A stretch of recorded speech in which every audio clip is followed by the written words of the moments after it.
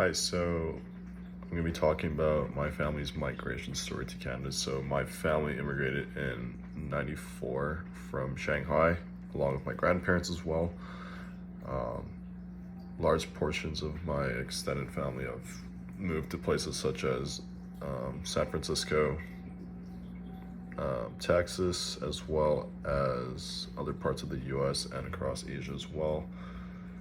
Their migration story back in the '90s, it was, I guess, booming for immigration because the Chinese Communist government had opened itself up more to the West ever since, I'd say, the '80s and '90s, when Mao Zedong died, and then his stricter communist dictatorial policies were, I guess, loosened up a little, just because China wanted to open up trade with the West, as well as a more open dialogue.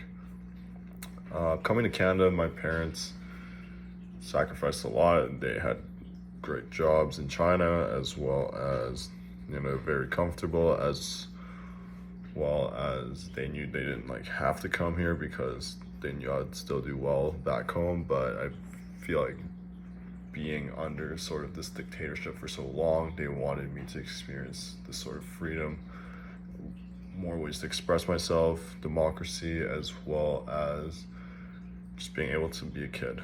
And that's all they really wanted for me. When they got here, in some ways there are some forms of discrimination because, they're a minority, right? And most minorities do experience some form of discrimination or hate crime or whatever, science studies have shown. But I feel like they've assimilated really well to Canadian culture. They've been here for almost, I'd say, 20, 25, 30 years, and they've loved every bit of it. So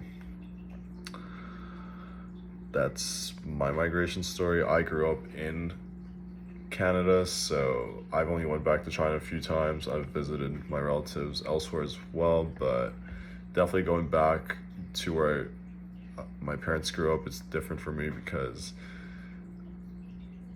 my Mandarin's not that great, as well as my cultural understanding of just customs and social norms in China is not amazing. So I've always been trying to learn and pick up new stuff from my parents or my grandparents especially, because they know a lot better and they've lived there basically their whole life. That's just about it. I hope you enjoyed listening to my migration story, and hope you have a wonderful rest of your day. Take it easy.